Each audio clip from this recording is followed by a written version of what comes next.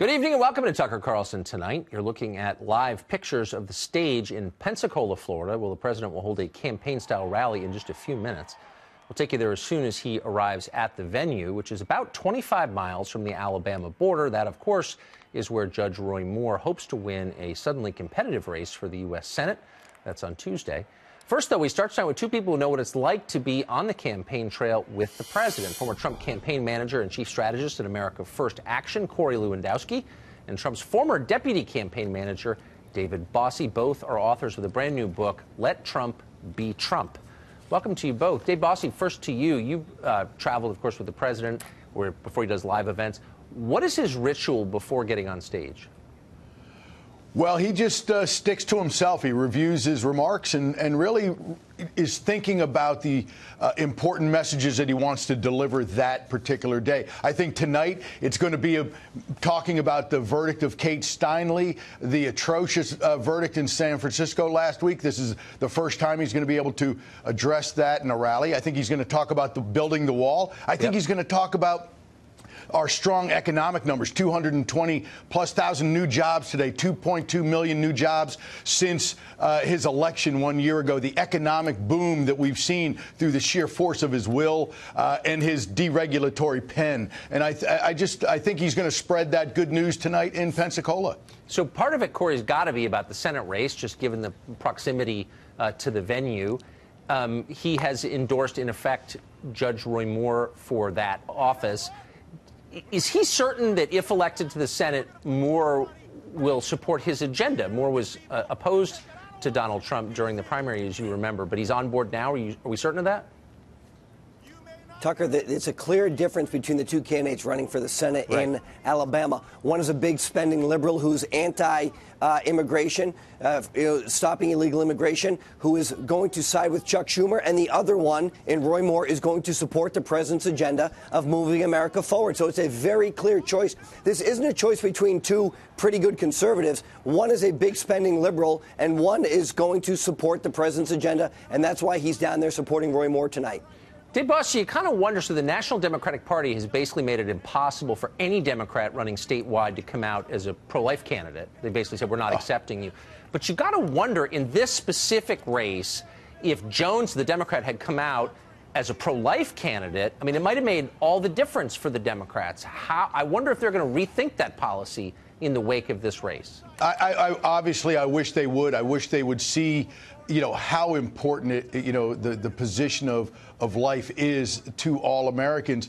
But they're just a party that's adrift, and they have a stamp. If you don't have the pro-abortion stamp on your passport, you just can't run for statewide office in any state and have the Democrat Party's support. I think they could win this race with a pro-life Democrat. But Jones has been a pro-choice Democrat, a liberal for his entire career. So this is not able. They're not able to just pull that card out for this race. So Corey, why didn't the president endorse Moore in the first place?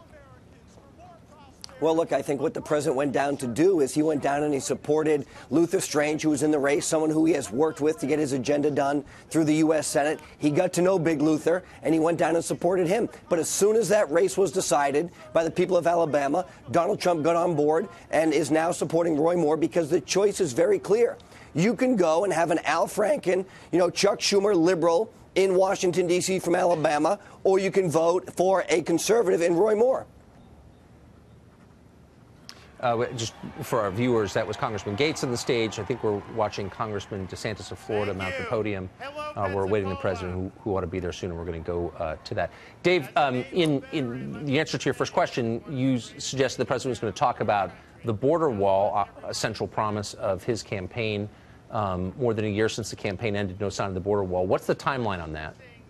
Well, he is trying to stick to the promises he made during the campaign, and he's trying to work with the Congress and in the Senate to get that done. But you could see, Tucker, and as all Americans do, that the Republican leadership needs to get on board with that wall because they control the purse strings, they control the legislative agenda, and we must have a wall. And I think after this Kate Steinle verdict of last week, it is going to be be the impetus to get this done. And I'm hopeful that the wall, building the wall, the funding of the wall is going to be something that will be in our budget for next year, 2018. So and that is kind of the question, Corey. So there are members of the Republican leadership who are ideologically opposed to a wall, and their donors are opposed to it. The president doesn't mind picking fights with members of his own party, obviously.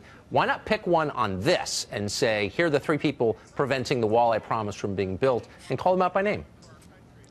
Well, the good news today was that we have a new Homeland Security Secretary. Kirstjen Nielsen was sworn in today officially, which is great. So we have new leadership at the Department of Homeland Security. We look at the immigration numbers. What General Kelly did before he became the chief has really dramatically slowed that illegal immigration on the southern border. But we're going to build the wall, Tucker. I'm certain of it. The prototypes are out. They're being built right now in the desert. So the funding has to get there. And look, I think I agree with you. If Congress stops this from being done, the president has to find a way to get this done. It is a promise he made in the campaign. It's a promise he's going to keep to the American people. So, I mean, that's an absolute. So would it be fair, just to follow up on that, to say, look, this is something you promised explicitly and repeatedly. It's fair to judge you on whether you get it done. Well, look, I absolutely, I think so. And we ran the campaign, as you know, we talk about in the book, the great book, Tucker, Let Trump Be Trump, the immigration issue, how important it was on the campaign trail talking about illegal immigration. He talked about it so many times. Mexico's going to pay for the wall. It was a hallmark of the campaign. And what that means is you have to follow through on those promises like he is doing on tax reform, like he will do on health care reform, like he will do on transportation infrastructure. But you got to get the wall built. Dave Bossie, when you say let Trump be Trump, what does that mean?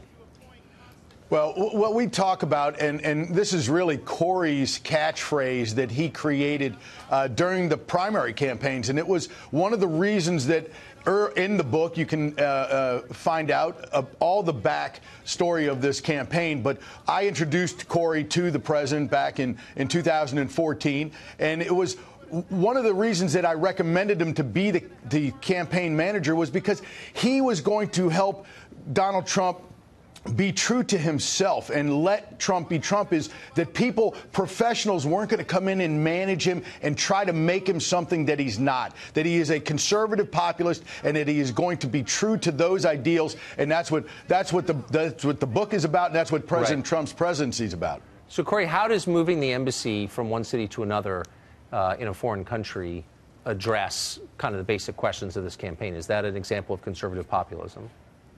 Well, it is, Tucker. You remember, he talked about this on the campaign trail, and I looked and have listened to other people who've been on the network saying 13 presidents prior to him have promised to move the embassy. In his first year in office, he made a promise, and he's now delivering on it because he's not a career politician. You go back and you look at the promises he made on the campaign trail, and he's now fulfilling those as the president. And what's amazing is the mainstream media can't believe it. They say, hey, look, he promised to do something. He's doing it because he's never been a politician. He's a businessman. And moving that embassy is a huge step. It is a generational step for the people of Israel.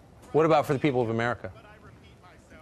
Well, look, it's very important. Israel is a very important ally of ours. They are our closest. We are helping them. They are helping us. They have an amazing wall built around their city, right? And what we can do is we can work with our partners. And the people of America, you know what they want? They want safety and security. And we have a lot of Jewish Americans here who have a lot of family back home. And this is something that community has longed for a long, long time. Gentlemen, thank you both very much, and congrats on the book.